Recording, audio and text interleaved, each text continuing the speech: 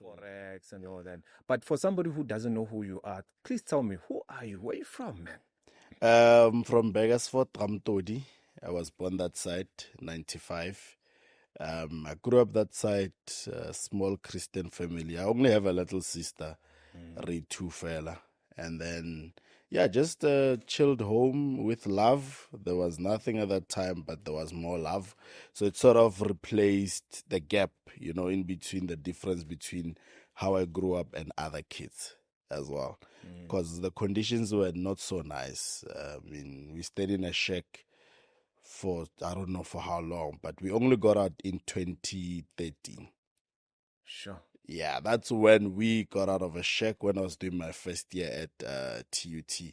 So when I was trying to find myself, 2008, that's when I discovered that actually I love visual DJ. There was visual DJ and auto mix. Oh, So the yes, software. the software, Yeah, So yeah. that's why I decided, man. And then it was a year after when Black Coffee released. I think it was what Turn Me On or something. That album in 2007. Yeah, so I was like, that's my inspiration. One day I'm gonna be like this guy. That's how the whole thing started. Because I was doing grade 8, 2008. Obviously, no parents would agree for their child to pursue a career as a DJ. So it sort of died out because where I'm from, it's either in my house, you live by my rules, or you go find your own house. That's what my parents told me. So 2011, when I was doing grade 11 and 2012, they made sure that I do not go to any gig, of which from 2008, 9, 2010, World Cup, they were letting me go to certain gigs in Yana, because my uncle used to own a sound. So I used to be the one playing the whole day at the weddings. So we actually started at the weddings. Yeah, so that's how the whole thing started. Then when I did grade 11 and 12, then they stopped me completely from doing anything related to being a DJ, of which their point was, show me one DJ that you know that has money. And they sadly said, look at your uncle. And I'm like, yeah. They have a point. So they said, my mom said, listen, it's not that we don't want you to be a DJ. We want you to be stable first, then you can do what you want. Yeah, so that's what transpired. So in short, naturally, I'm ambitious. I'm a hustler. I go for what I want, and at a very young age, I've realized that through having politics, the family, I've realized that when you all have nothing in the family, family is huge, but Yeah. and those who have money. So we've always been the least favorite. And then I could see the difference to say, oh, so this is life. Oh, so all I need in my life is money. Because I could see how they treat other cousins of mine from well-off families, Family aka itsebile koloi for the first time because of me in 2017. In my life, azango haba le koloi in the family. And I go botsa ka koloi.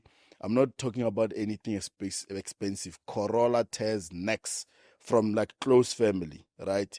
To an extent, ya hore mambo malome, bo auntie, bo ragadi, no one, literally no one. So I could see those things, and I could see the difference between how they treated us.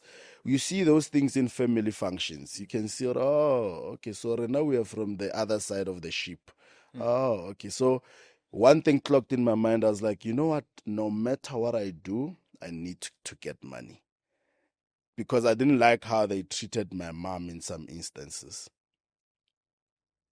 You understand? Because obviously she would complain and say, yo, ba malome ha ba ntshwara gabotse, ba mama.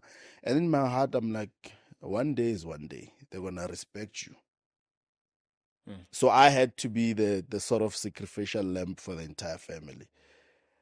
So I'm doing what I'm doing because I know I'm the sacrifice. So everyone is going to crucify me, but you cannot touch anyone in my family. I dare you to. You remind me of where I come from. By the way, I'm from Hammanskraal. Oh, yeah. Ke kobo Abashwe. Yeah. Umavuso. Yeah. Le Malinga, ne? Yeah, le Okay, Malinga. yeah. Le Malinga. So Yeah. I grew up in a shack. Oh, yeah. And my mom bamufile leina ba re ke mampanji. So you can imagine because ke goletse ko Mokhukhung as well. Because of the shack. Yeah. So for the longest time, like mengwaga ka mengwaga, ba re mama mampanji. Ayo. Abar Mama Justice, Eh. Mampanji. And you remind me of myself because of I said one day that, you know what, there will be a day whereby I'm going to build this woman a house. Amen. And then nobody's going to ever call this lady Mampanji anymore. You see. But you have a very interesting story. But I don't know why families do that, man. Ash, my brother, Ash, I don't know, man. I don't know. So everything that we achieve, there's always a trauma behind. People don't understand. There's always, in everything I do, there's a trauma that I have that I once made a promise to say one day. And no matter what, I'm going to do that, achieve that goal. 10 years, 20 years later, it doesn't matter. So yeah, that's what happened. Let's go back to the name DJ Coach. Yeah, you mentioned Black Coffee. Yes. I don't think Black Coffee knows how influential he is when it comes to some of us because I know for sure at some point, not only busy a visual DJ, you sort of put your hand. Yes, definitely. In the pocket and then, you know, for somebody who doesn't know how it's like, are you able to explain to that person? Yeah, Urabo Caesar, so Caesar doesn't know how it feels like. And I think that the most traumatic one, I remember there was one time when it was raining and my father, it was 2011 or 2012, I was doing matric. It was raining heavily, there was a storm. And then Mukuku wa 2006, the extended version. It was from 2006, so you can count the number of years, you know. And then Masenka Naba Tlofofa, my dad was holding Maplanka Mohodim.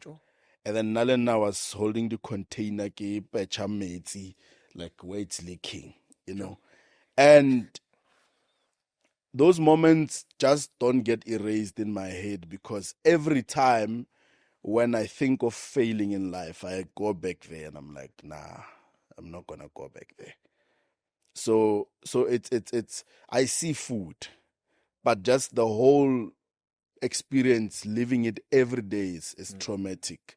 But I think for me, I've used it positively to say I'm gonna use this moment to change my life. Understand? Yo. Okay, I didn't even know I got the spinach, I got the cabbage, I got anything that I had no choice but to eat back in the days. Nago ja papa ka sukiri. Understand? Sometimes we would fry the pap, you know, back in the years. And when I was going through that, I was in my happy era as a child because of love. You know, that just feeling that mama got you, papa got you. That alone was enough. But as I'm maturing, I can see that this is not the way people live. Because I have close friends that, and I could my teacher.